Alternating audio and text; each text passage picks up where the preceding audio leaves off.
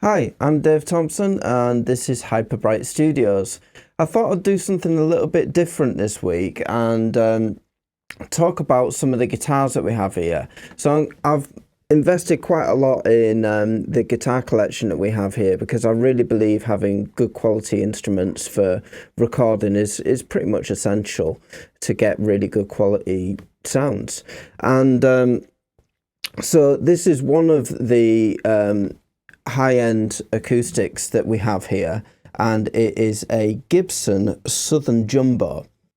Now you're probably just wanting to hear some of the sounds from this, so I am going to crack on. So this is some finger picking stuff.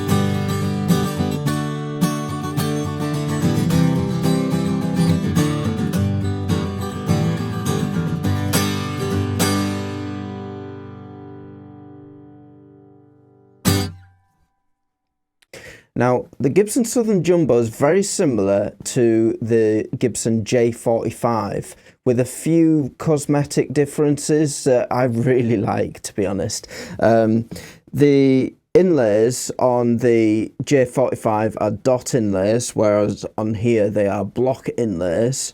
And on the tuning heads, I think they have a different type of tuning heads. These have like chrome tuning heads that are at a slightly higher end option. I don't think there's a huge amount else that's different.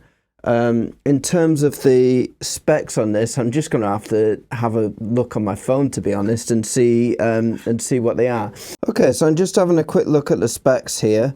The body shape is obviously a J45. The top is Sitka spruce. The back is mahogany. The side is mahogany. The bracing is traditional hand-scalloped X bracing, which is the same for any Gibson acoustic, really. The binding is a multiply top and a multiply back. Now, that might be different between the J45 and this. I have a feeling the binding is slightly different. The finish is a nitrocellulose zinc finish, so a really traditional nitro finish.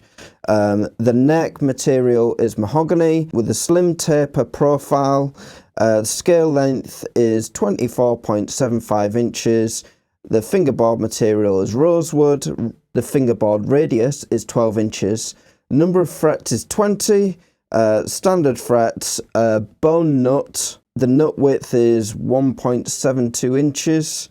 Inlays are the mother of pearl parallelograms. The joint is a compound dovetail neck to body. Tuner plating, these ones, it's nickel plating, not chrome. The bridge is a traditional belly up, holes in the middle, which is here. The saddle material is bone. The tuning machines are open back, so if you look on the back of here, they're open back rather than closed back. The pick guard is 50s tortoise. Truss rod cover is black and white, and the bridge pins are tusk. The undersaddle pickup is an LR Braggs VTC, and controls are just a simple tone and volume control on this guitar. The string gauge that comes with it, the 12 gauge strings that come with it, and hard shell case, and Gibson premium accessory kit, which I'll go through in a bit. Okay, so that's all of the specs out of the way, and you've had a listen to what it actually sounds like. Now, as for my honest opinion about this guitar, there's a few things that I really like about it. The tone is amazing, and you can really tell when you've got a full solid body handmade acoustic guitar. The way that the body reacts and the overall tone that comes out of this instrument is just absolutely astonishing. You really have to, the mics pick it up to a certain extent, but really you just have to be in a room with one to and actually physically playing one to appreciate just how much these guitars resonate. And so in terms of tone, absolutely amazing.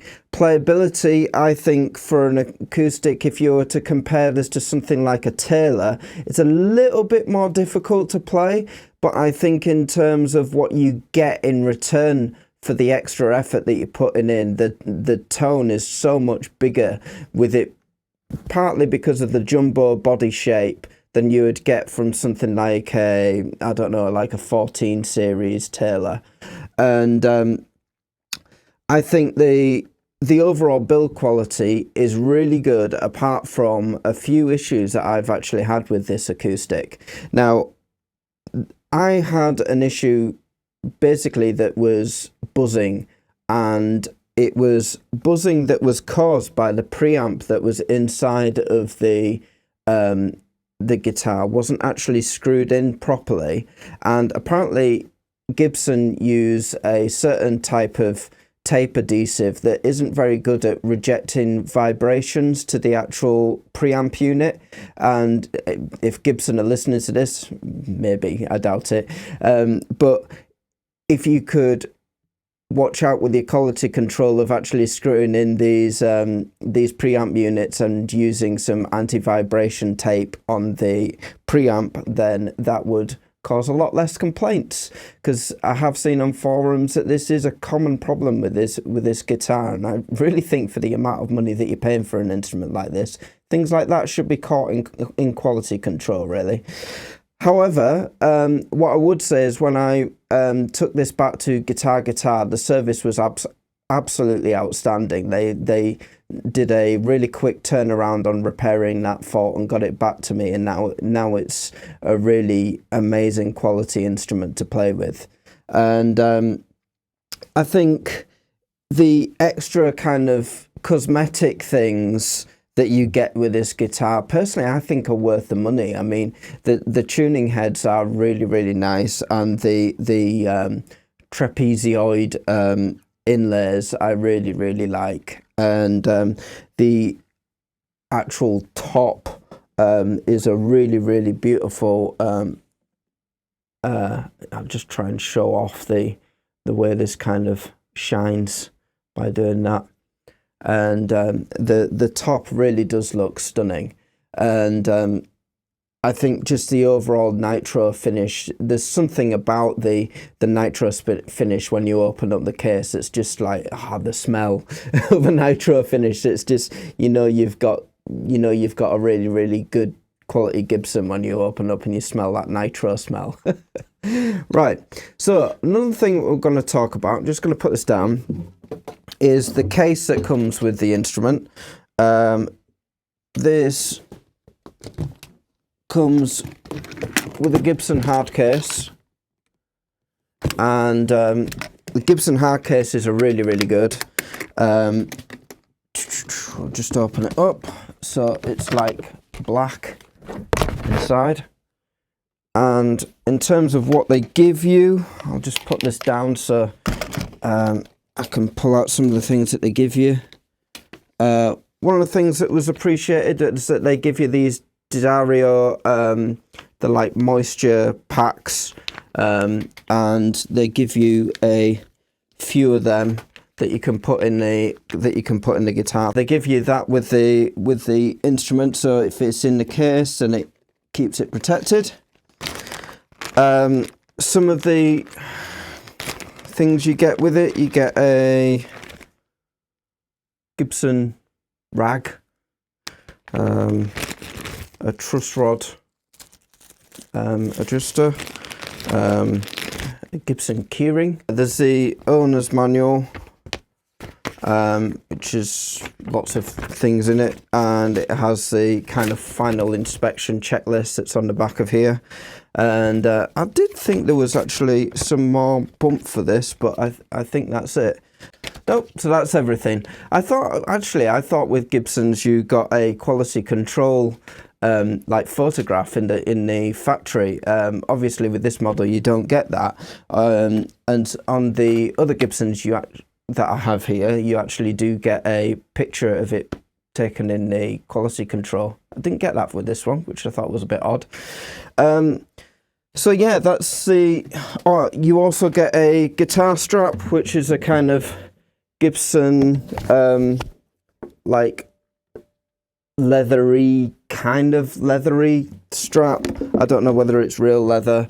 I think the guitar straps that come with the high-end Gibsons, they're not amazing, to be honest. I